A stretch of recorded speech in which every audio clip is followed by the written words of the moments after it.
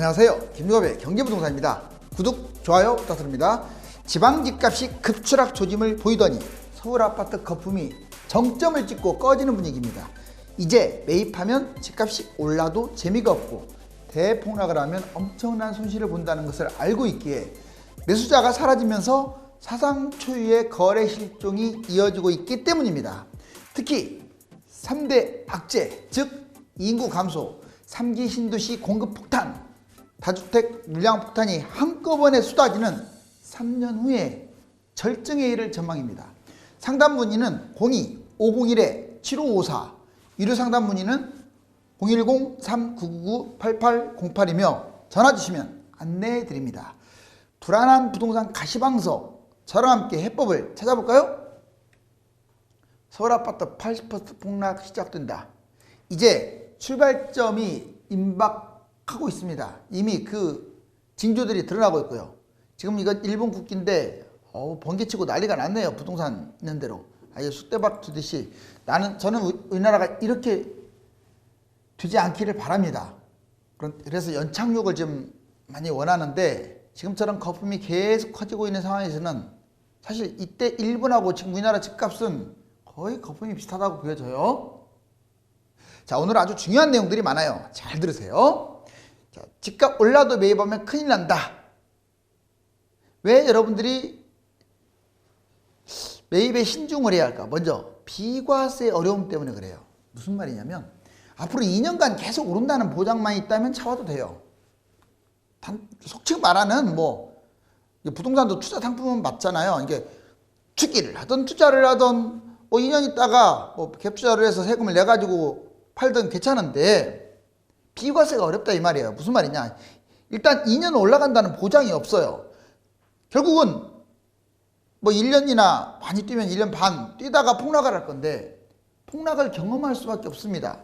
상승장 매도 시에 만약 그렇다면 1년 있다가 1년 반 있다가 이제 매도를 해야 하는데 여기 잘 보세요. 이제 올 6월부터 세법이 바뀌죠. 1년 이내에 매도하면 70% 세금이고요. 2년 이내에 매도하면 60%야. 그런데 이게 지금 이것만 나가는 게 아니잖아요. 취득세 나갔고 뭐 나갔고 하면 사실상 1억 올라도 2천만 원 건질려나? 이런 걸 왜 해요? 오른다는 보장도 없는데. 그래서 단타가 어려워서 지금 매입하면 신중해야 한다. 두 번째, 위험 요인이 많아요. 당장은 괜찮아요. 저도 그러잖아요. 올해 올라갈 가능성이 확률이 높다는 거예요. 물론 4대 변수가 있지만, 자, 먼저 폭등을 지나치게 했기 때문에 폭락 가능성이 아주 높아요. 하락장으로 접어들면 조금 떨어질 가능성보다는 폭락 가능성이 높습니다. 두 번째, 하락장, 이 폭락장에 기회가 오는 거예요. 항상 그 기회가 인생에 몇 번이나 오겠어요. 여러분들 30대 40대 겨우 이렇게 해서 한 2번, 3번 오면 많이 오는 건데 그 기회를 놓쳐버립니다. 왜? 지금 잡아놨기 때문에 놓친다고요. 세 번째, 원금 전액 손실을 볼 수도 있어요. 대출을 왕창 끼고 들어갔거나 연끌을 했거나 아니면 갭 투자를 했어도 그 전세 비율이 기본적으로 깔려주잖아요. 내가 투자한 금액이 날아가 볼 수가 있어요. 집값이 30에서 60%까지 폭락을 하기 때문에. 자, 그러면 회복도 못할 수도 있습니다. 좋아요. 이제 상승장 기다린다고 합시다. 상승장이라고 해서 갑자기 뛰지 않아요. 그것도 강남이나 서울 유망 지역부터 뛰기 때문에 서울 외곽이나 경기도는 거의 3년 지난 다음에서 그때부터 꿈들고 찌끔 뛰어요. 작년 재작년에 뛰었잖아요. 경기도 대부분. 왜냐? 6년 동안 움직이지도 않다가 작년 재작년에 이제 서울이 너무 뛰니까 경기도가 뛴 거야. 지방이 뒤늦게 또 따라서 왔고 결국 폭등 후에 폭락을 하고 폭락 기회, 그 아주 황금 같은 기회를 집을 잡아서 놓치고 원금 전액도 손실을 볼 수 있고 회복도 못할 수 있어요. 폭락을 하면. 바로 이런 위기. 그 다음에 하락 요인이 지금 점점 늘어나고 있다는 것도 조금 찜찜한 요인이에요. 이 하락 요인이 증가한다는 것은 일단 전문가들은 오래 뛸 것으로 보이지만 떨어질 수도 있어요. 뭐냐? 대출 비율이 지금 늘어나고 있습니다. 그러니까 대출을 더 받아야 하기 때문에 대출 받기가 어려워져서 집을 사는 사람들, 연끌하는 사람들이 줄어들고 있어요. 금리 인상 속도 내고 있죠. 자, 금리 인상 되면은요, 원금 갚으랴, 이자 갚으랴 정신없습니다. 물가 상승, 자, 금리 인상, 물가 상승, 이것도 금리 인상을 부추기는 요인이죠. 질병이 급감한다. 이거 아주 중요해요. 질병이 급감하면서 사회가 경제가 정상화되게 되면 바로 강드라이브를 걸 수 있어요. 정책에서도. 이제 신고가 계약 해제, 이거 아주 중요했죠. 최근에 이거 뉴스에서 도배지라고 했습니다. 신고가 계약 해제한 다음에 집값을 띄운 투기 세력 과연 있냐? 있습니다. 그것도 엄청 많아요. 여러분들 주식에서 작전 세력들 크게 처벌받죠. 그건 제도화돼 가지고 금방 걸려요. 그런데 부동산은 그게 아예 그냥 전무했어, 과거에. 그러다 보니까 한 사람이 하나 아니고 5건 돌아다니면서 한 사람도 많아요.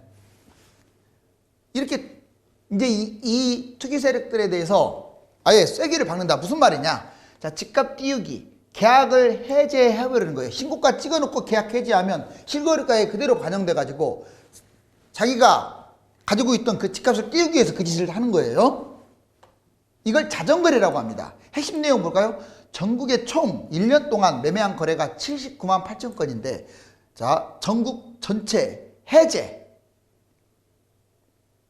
해제한 것들이 약 한 3만 9천 건. 오, 상당히 많죠. 그런데 단순 그냥 제외하면 좀 신고가 상태에서 해제하는 것은 이제 약간 의심이 가는 것들이 2.2만 건으로 16%나 돼요. 그리고 이게 더 중요합니다. 노란색 부분이 중요한데, 신고가 후 띄우기, 집값을 띄운 다음에 해제, 1년간 3,742건. 얼마 안 되네. 이게 아니에요. 여러분들 어떤 아파트든지 한 더 개가 신고가 찍잖아요. 소문나요. 이 3,700명을 전국으로 깔아도요, 이 정도 숫자면 집값이 뭐 5억짜리가 7억으로 뛸 수 있어요. 충분히 뛰고도 남습니다.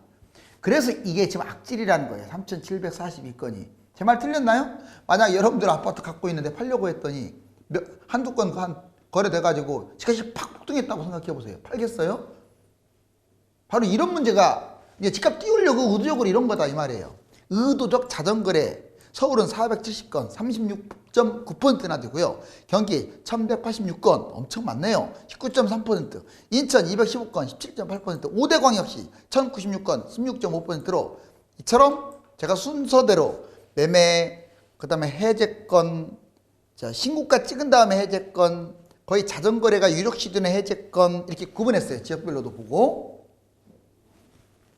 계약 해제 공개 발표 이전.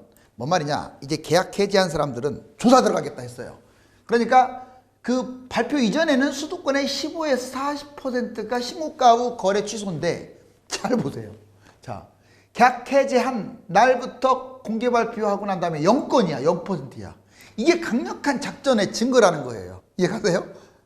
이제 조사하겠다고 하니까 안 하는 거야. 여러분들이 그냥 순진한 사람이 저 사람이 집값 뛰어서 단순히 해제 해약했나 보다, 그런 얘기 여러분들 그렇게 생각할 수 있어요. 물론 그럴 수도 있죠. 그런데 그 확률보다 여러분들하고 계약했던 사람이 집값 띄우는 세력일 가능성이 커요. 왜? 신고가 찍은 상태에서 그것도 높게 찍게 만들려고. 그래서 기존에 갖고 있는 그 집을 팔아먹으려고 비싸게. 1인 2번 이상 신고가 계약 취소건도 무려 952건. 여러분들 이거 2번 이상 한다는 게 쉽나요? 자, 뭐 가계약을 쳤던 본계약을 쳤던 그 돈을 물어내야 하는데, 이것은 완전 꾼이죠, 꾼. 더군다나 1인 최대 5회 신고가 계약 해제 참여가 36건이에요.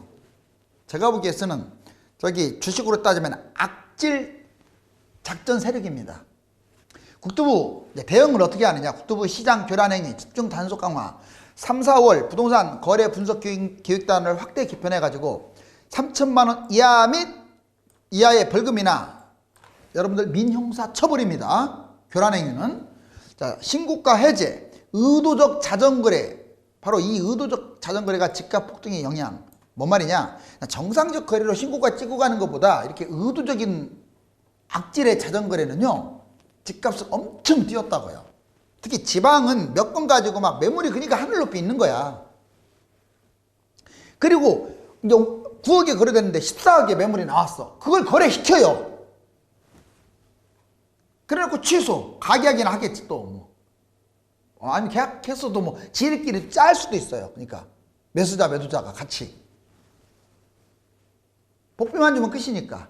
그래서 이런 여러 가지 부동산 거품 폭락하고 회복도 못한다. 자, 이거 또 아주 중요한 내용이에요. 보세요. 제가 다 지금 오늘 할 내용들은 한 번도 꺼내지 않는 내용들도 많아요. 수도권 상승, 지방 하락으로 갈 가능성이 좀 더 높아요. 올해는 하락 요인이 증가돼서 집값 상투 피로감, 코로나 급감, 집값 상투 피로감 때문에 하락할 것 같고, 코로나가 급감, 금리가 인상되면서 정책이 강화될 수 있습니다. 물론 이 변수가 있어서 이 변수가 생기면 수도권도 추락하는데, 지금 제목 제가 단듯이 서울 아파트 급락 조짐, 지금 이게 지금 서서히 현실화되고 있다는 거예요. 지금 큰 전망은 올해 말 또는 내년 상반기까지 뛸 것이다 라고 이렇게 판단하는데, 이 요인이 워낙 지금 강하게 대두되고 있어요. 지방은 이미 추락 중이고요. 자, 그 다음에 이것은 2021년, 2022년 이 상황입니다. 2022년에서 2025년은 이제 전체 전망하듯이 3, 4년 후 집값 폭락한다는 얘기죠. 자, 이게 바로 하락장인데, 파란색. 전국 아파트는 폭락할 것 같고, 전국적으로 다. 근데 고가 아파트는 대폭락입니다. 비쌀수록 많이 빠진다. 그런데 이 3대 악재가 이때 또 몰려 들어와요. 이게 안 좋아요. 여러분들 옛날에 1기 신도시, 2기 신도시 때 왜 미분양이 나오고, 뭐 줄 서서 잡고, 피가 2천밖에 안 붙고, 5% 계약금에 이자 후불제, 뭐 전매 제한이 어디 있어요? 그냥 계약금 5%만 있으면 다 누구나 잔금까지 끌고 갈 수 있어. 그런 시대가 또 올 수 있어요. 왠지 알려줄까요? 자, 3기 신도시 공급이 쏟아집니다. 이거 2기 신도시는 비교도 안 돼요. 추가 신도시까지, 추가 택지지구까지 있어가지고. 두 번째, 다주택 매물이 증가할 거예요. 그 어느 때보다 지금 다주택 매물이 많아요. 옛날 폭락하기 직전보다 지금 많아요. 그러면 이 사람들 집값 폭락을 하게 되면 못 버팁니다. 하우스 푸어는 저리 가라예요. 이제 막 쏟아질 거예요. 거기다가 플러스 뭐가 하나 더 붙은 줄 아세요? 인구 급감입니다. 여러분들 지금 2020년부터 줄어들었다고 하는데 5년, 3, 4년 후는 확실히 드러나요. 인구 급감으로. 1인 가구만 증가해서 1인 가구는 집을 어떻게 잘 안 잡잖아요. 정리하면 예전에는 이렇게 신도시만 공급했는데 하락장에 다주택 매물도 터지게 되고 인구 급감까지 터져가지고 3대 악재가 쏟아지는 게 바로 이때예요. 쉽게 말하면 이제 다주택자들도 청약을 넣을 수 있는 상황이 되어버리는 거야. 그래서 제가 이제 이따가 세대별로 또는 주택수별로 어떤 전략을 펼치는지를 알려드릴게요. 자, 그러면 이제 결국 또 올라갑니다. 뭐 폭락만 하겠어요. 결국 우상향은 맞아요. 그런데 이번에도 우상향일까 보자고요.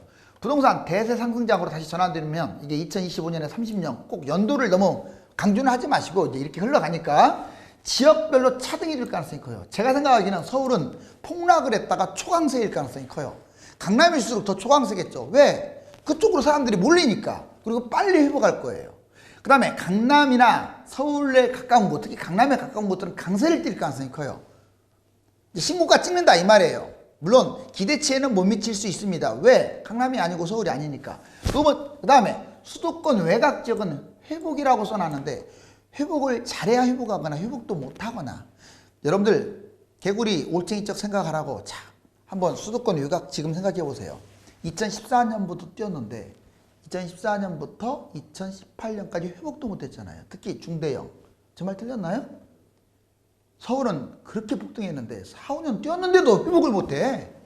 뭐 회복은커녕 움직이지도 않아. 심지어는 고양시 같은 경우는 작년 올해 와서 뛰었어요. 제 말 틀렸나요? 자, 이런 짝이 더 많아진다고요. 왜 그러냐면 신도시로 물량이 너무 많은 거야. 그 다음에 여기 지방은 아예 회복 자체가 안 될 수도 있어요. 물론 지역별로 차별화. 수도권보다 더 불리한 곳이 지방입니다. 인구 감소는 지방이 더 확 드러나기 때문에. 수도권은 인구는 좀 덜 감소하지만 물량 폭탄이 심하기 때문에. 자, 그러면 여러분들이 어떤 전략을 펼쳐야 할지 이제 보자고요. 먼저 무주택자들 보자고요. 두 가지 전략이 크게 있습니다. 청약으로 올인한다. 나는 가점이 얼마 안 돼요. 좋아, 인정합니다. 가점이 얼마 안 되면 이제 그래서 집을 사는 건데 가점이 낮아도 일단은 청약을 해보는 거야. 릴레이식 청약. 두 번째, 3기 신도시 2, 3년 후. 아까 제가 2, 3년 후에 그 3기 신도시 물량, 그 다음에 다주택이 그 어느 때보다 많다고 했잖아요. 그 물량이 나올 가능성이 아주 높아요. 그리고 인구도 감소되고. 그러면 이때 2, 3년 후에 당첨 가능성 높습니다. 이 시점도. 뭐 무주택자만이 아니라 유주택자들, 다주택자들도 아마 청약 넣게끔 할 거예요.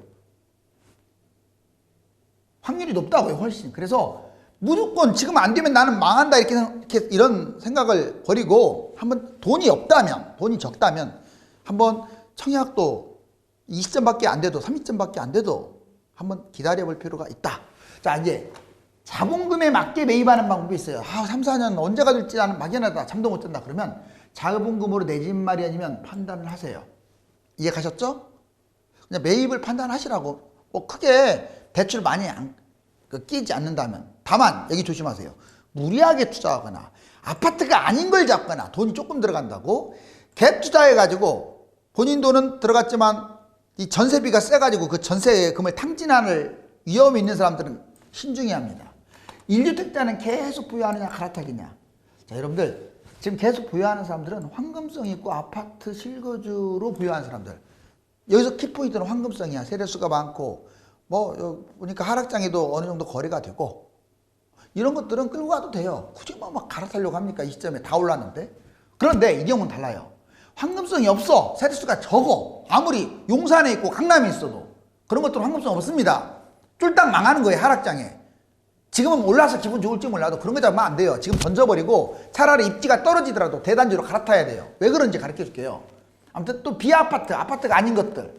자, 여기 폭락장의 바닥장에 황금성이 있는 걸 가지고 있으면 설령 강남이 아니고 한강변이 아니래도 좋은 곳으로 갈아탈 수 있어요. 내 걸 그냥 팔아버리고 훨씬 많이 떨어진 곳으로 갈아타면 돼요. 그런데 어느 지역이 됐든 나홀로 아파트 또는 뭐 세대수가 적은 것들, 뭐 아파트가 아닌 것들, 또 입지가 아주 허접한 곳들 이런 것들은 안 팔립니다. 자, 이거 이제 이해 갔죠? 보유하는 경우와 갈아타는 경우, 다주택인 경우 계속 보유하는 사람들, 임대주택 사업이 아직 말소 전이거나 양도세 혜택이 있는 사람들은 그래요. 지금 상승장이니까 뭐 보유에 조금 버틸만 해요. 그렇지만 왜냐면 이 사람들은 그냥 다주택이 아니잖아요. 올 6월 달부터 적용되는 것에 이게 적용이 안 되는 거잖아요. 중과세가. 그럼 좀 보유하다가 하락, 다만 조건이 있어요. 폭락장 손실이 양도세보다 심각하다는 거 잊지 마세요. 뭔 말이냐? 폭락장에 손실폭이 특히 다주택자들 하락은 안 올 거라고 착각을 하는데 지금 양도세 뭐 2주택 이제 또 40에서 20% 하면 60으로 올라가죠. 집값 폭락하면요 그보다 더 떨어져요. 이건 조금 이제 장기 특별 이거 해갖고 좀 줄잖아요. 결국 하락장을 기다려가지고 중과세 없으면 판다. 여러분들 40% 세금이 안 없어져 또. 그 중과세만 폐지되지 영원히 안 없어집니다. 여러분 일반과세는 착각하지 마세요. 집값이 대폭락을 해도 안 없어져요. 결국 40은 따라다니고 집값은 대폭락을 했고 그러면 중과세하고 싸우면 돼. 중과세가 오히려 적지 폭락이 적겠어요? 결국 지금 팔아야 한다 이 말이에요. 결론적으로는. 다만 부분 매도 여기 원칙적으로 2021년 6월 전에 매도하는 게 맞아요. 제 판단에는. 하락장 기회비용을 살려서 차라리 그때 하나 더 매수하는 게 낫지.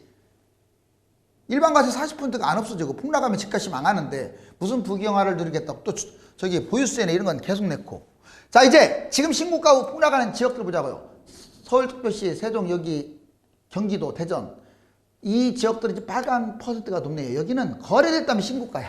서울 50%가 신고가, 세종 경기도도 거의 25%가 신고가야. 거래만 됐다면. 대전도 높네요.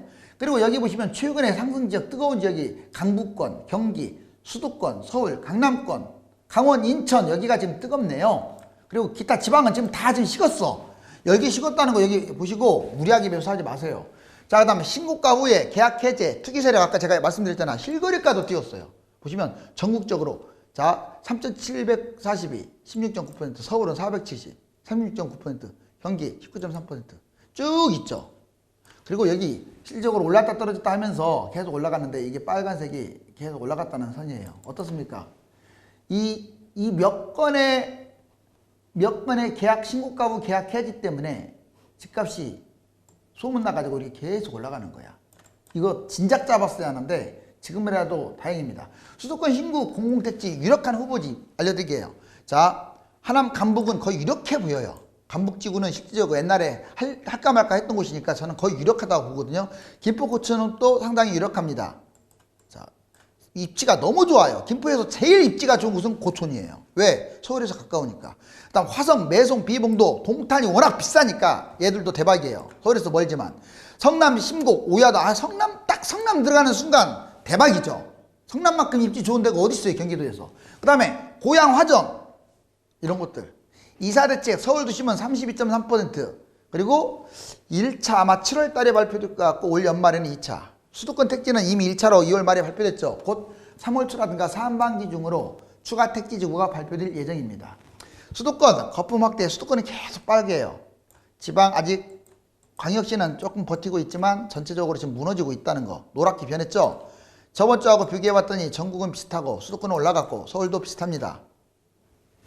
지금 다만 비슷한데 거래가 확 줄었어요. 그래서 서울이 지금 위기 상황이다. 아, 여기 사람이 묶여있고 아파트에 묶여있네요. 이게 휘발유통이 터지는 일만 남았는데 지금 저런 위험한 행동을 하면 안 되겠죠. 투기 세력들이 신고가 계약 후 취소하면서 집값을 띄우는 이른바 자전거래가 사실로 드러났습니다.